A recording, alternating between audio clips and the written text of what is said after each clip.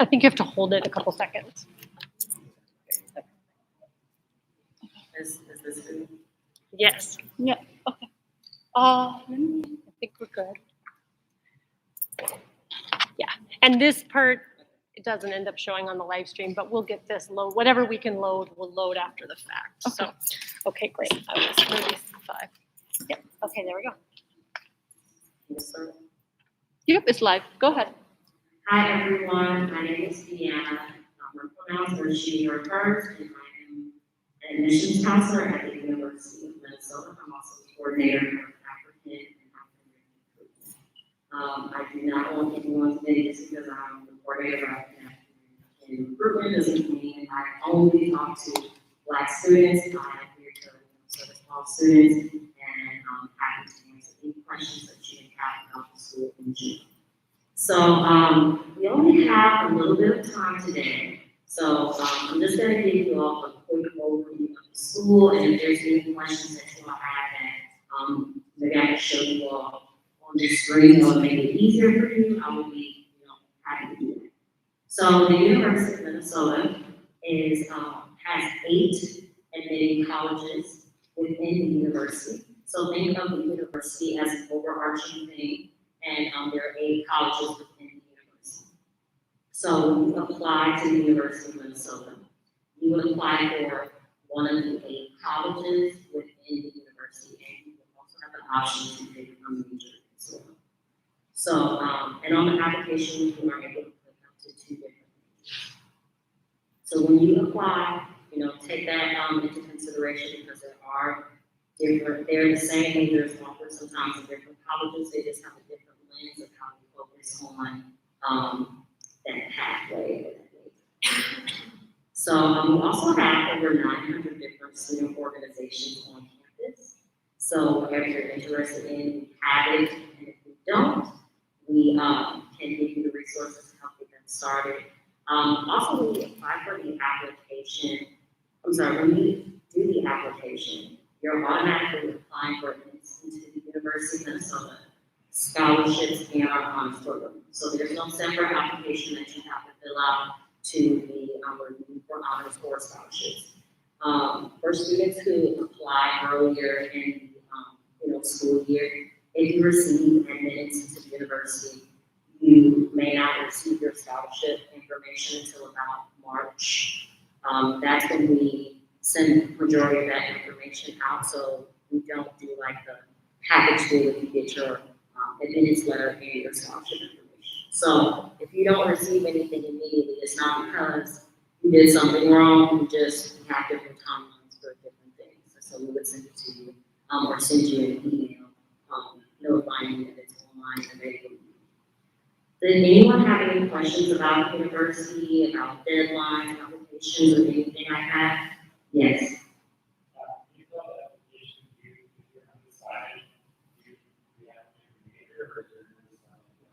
So at the University of Minnesota, you can put undecided. So we do offer that in all the different colleges, but we usually encourage students to pick our College of Liberal Arts because the majority of our majors are in that college. The rest of the colleges only have 1 to about 15 majors, whereas CLA, College of Liberal Arts, has about 9. So that's what we encourage students, if you're not sure, to look into CLA because a lot of the classes are available to you, and essentially the majority of the classes that you can take are based on what that college offers. Yes? Yes. On the application? Yes. How many are completed? They get 2. And then, Okay, yeah. When it comes back, yeah, definitely. Yes. Is there a specific college and they're not taking classes outside of that? Yes. So general classes are, found essentially either in CLA, College of Liberal Arts, or whatever that is. So like a math class may be part of the college that focuses more on math and sciences. But your major courses will all be in that college that you're admitted to. Yes. Good. Is there a listing of like minimum requirements to each of the colleges? Or a higher GPA requirement? Yeah, so, Can you repeat the question? sorry. So the question was, is there like a minimum requirement for each college or what they accept, students? So we technically do not have a, minimum requirement. What we provide to students is an average of what, students in that college were, what they had that were accepted the year before. So, for instance, it was brought up about Carlson. So Carlson, the ACT score is about 26 to a 29. A 3.5 GPA to 3.8 GPA. And they class right there in the top 20. So we don't have minimum requirements because we do a holistic review, which means that we take into consideration a lot of different factors. So not one thing will determine if you get in or don't. So like you can see the average of each college of what that student was. So the 50%. So I always tell people, if you aren't right there and you do that perfectly, accept students who are below and above that 50% because that's just what it is, the 50%. Yeah. Any more questions? Are there anything, is there anything that improves the chances of being accepted, such as one of the different application types that you offer for early action application, for example, things like that? So the question was, is there anything that students can do to improve their chances of getting in? So there isn't really anything per se that is like a guarantee that you'll get in. We encourage students to tell us everything that they feel comfortable telling us about themselves. We don't want to just hear about grades and test scores and things like that. We want to know, are you involved in extracurricular activities? Are you in a sport? Are you doing community service? Do you have a job? Do you have to babysit your brothers and sisters? Like, we want to know about all those things that make you who you are, and also that lets us see to all of the students able to balance life or other things that they are involved with as well as school.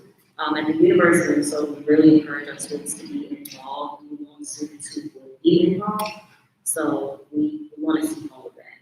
Also, I would just like to make sure that you all know that the test score is optional for anyone in here who will be graduating this spring. So if you're applying for school in the fall, the test is optional. If you choose to not and submit a test score, or if you don't even have one to submit, we will not hold that against you. That does not determine your scholarship forms. That does not determine your chance of getting in if you did not turn it in. If you choose to not show us a test score, you don't turn it in, we have never heard of a test score before. What is a standardized test? No ACT, SAT, never heard of it. So do not think that that will, lessen your chances of being admitted to the university. It is optional. Now, if you feel confident and strong about your ACT score, you're proud, and you want to submit it, you're more than happy to do so. But just know that if you choose not to, you will not hold it. We didn't make it optional just for you all to feel like you have to turn it. Okay?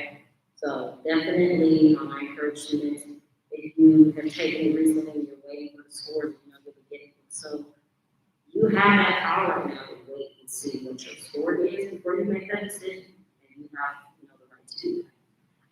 Also with the early action deadline. So our early action deadline, I kind of felt bad because a lot of the stuff that was said by the counselor appears the opposite for the University of Minnesota.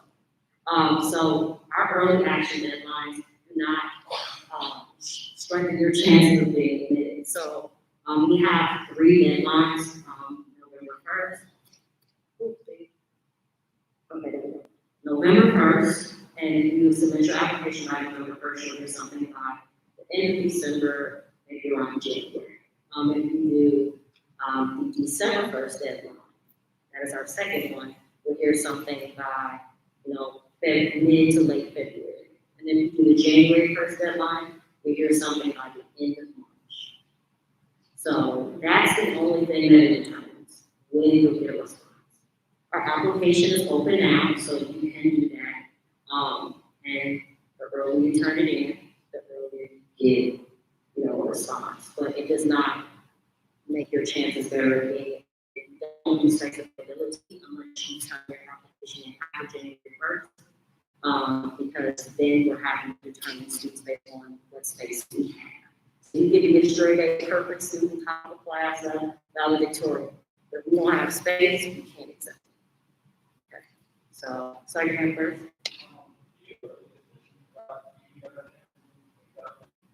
No.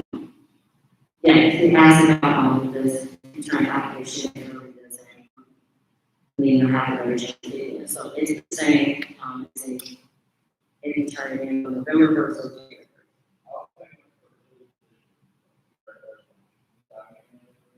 No, well, that's our early action is November 1st. Yeah. You're saying if there's, correct me if I'm wrong, you're saying if early action versus early decision. Yeah, it's asking if early decision increases your chances. Like when you're committed to somewhere like the UFM and saying that you are binding yourself to it versus an early action, which is turn in your application earlier. Yeah, so yeah, it's still, there's no special or like improvement to that. We understand that students are waiting for applications, decisions all different times. So we don't do that. So that's not something we have to think about. Yes.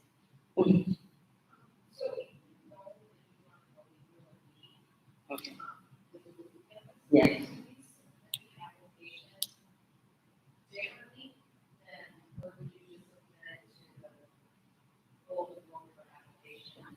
Okay, that is actually a great question. So the question was if you're interested in going to one of the other University of Minnesota campuses like the Duluth campus, you fill out the same application. So this year we actually set it up so all of our applications are connected. So you can fill out the vote and go for an application for either campus or any of the campuses. So if you're only interested in Duluth, you can sign, apply through Duluth. But if you also say, hey, let me just send them to the other campuses too and see where I get in, you can do that. And it's just tell them to send it to them. So you would suggest just doing it a little bit more application and Yeah. Okay. Yeah. But the application is essentially about the same. If there's anything different that they would need you to do, they would, make sure you fill that out, but you essentially keep the same standard. So, members.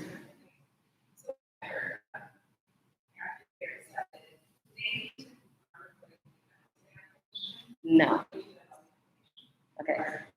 Yeah. So the question was if you're if you have to confirm the house application. No, you do not. You can sign up for application for housing well before that because students may not get a decision until end of March. So we allow students to apply now and they put down a housing deposit.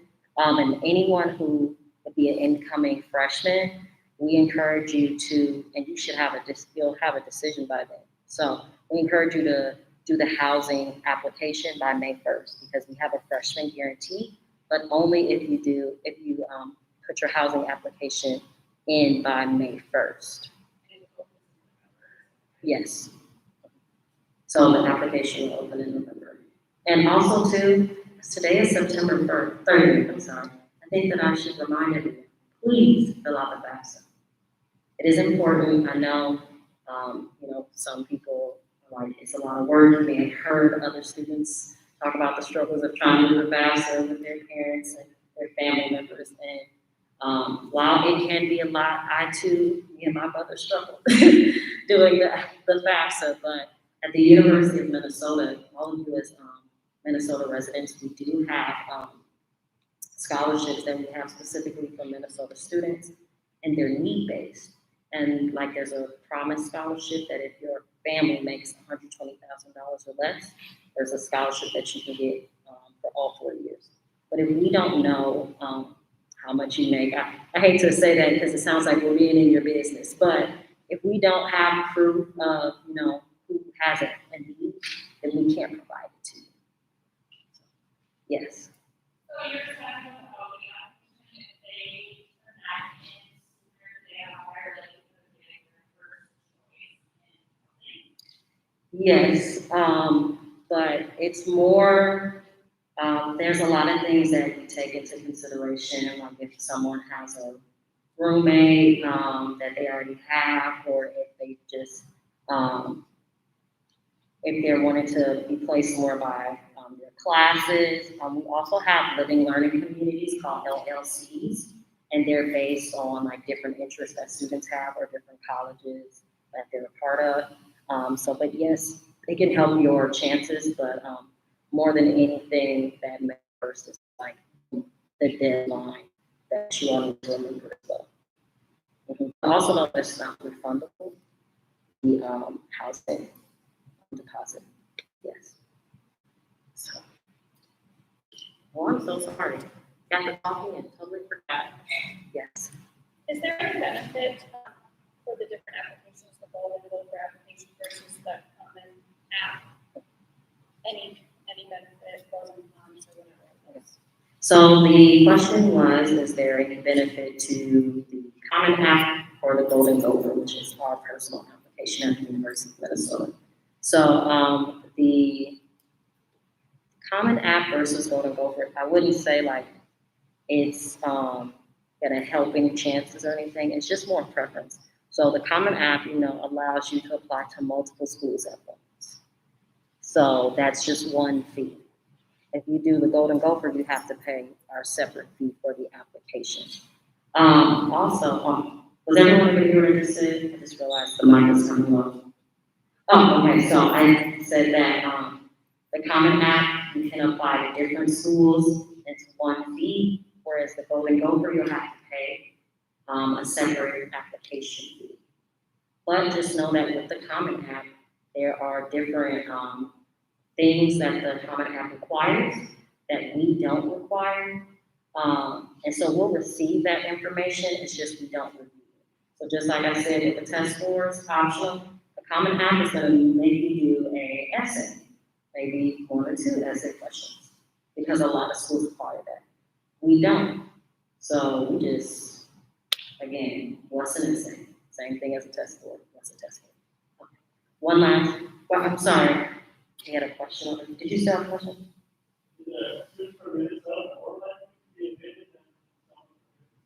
So there is not necessarily a more likely, or we do have priority. Our school has to be 66% Minnesota residents, as well as a land grant institution.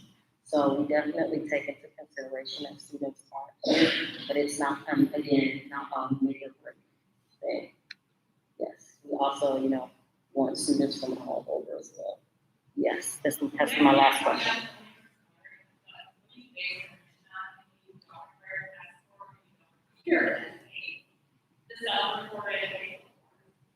Yes, so the question was, what do we use to see if students are admitted? Well, how do you determine students that are admitted to the University of Minnesota? So we do a holistic review, so we look at different things. So we look at your grades, we look at your courses that you've taken as well. So have you taken AP, have you taken honors, have you taken IB classes, those are related to. We, again, like I said, the grades. Good evening, members. At this time, we're wrapping up session number 1 and heading to your next session. We'll begin session number 2 at 7 o'clock. Thank you. So we look at grades and report courses. We also will look at if you're involved in extracurricular activities. We do have an optional question on diversity and inclusion, and also we ask students why they want to be a part of that major. And looking at the extracurriculars to see, well, have they been involved in that, or do they have aspirations to be involved in those things as well? So it's more of a holistic review. So we look at everything. And then students do have the option to send in like a letter of recommendation if they, want to. But again, it does not make or break. The reason the test score is optional is because it's an access barrier, especially on the COVID. Everyone can't get to the ACT, so that's what we're doing.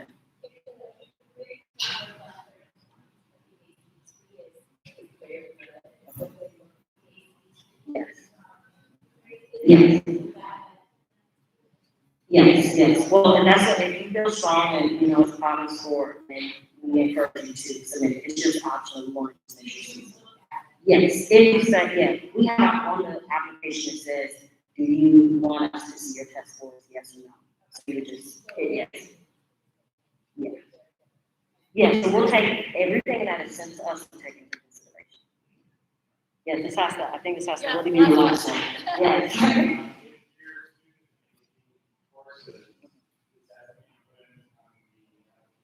Yeah, on the self-reported academic record, we have a spot where it says the rigor of the course, so you would put, you know, college prep, standard, AP, IB, honors, all of that, it's a drop-down function. Yeah. So the way the credits works is, that's all through the AP system that's sent to us, you just have to send us the test scores. Yeah. Thank you so much.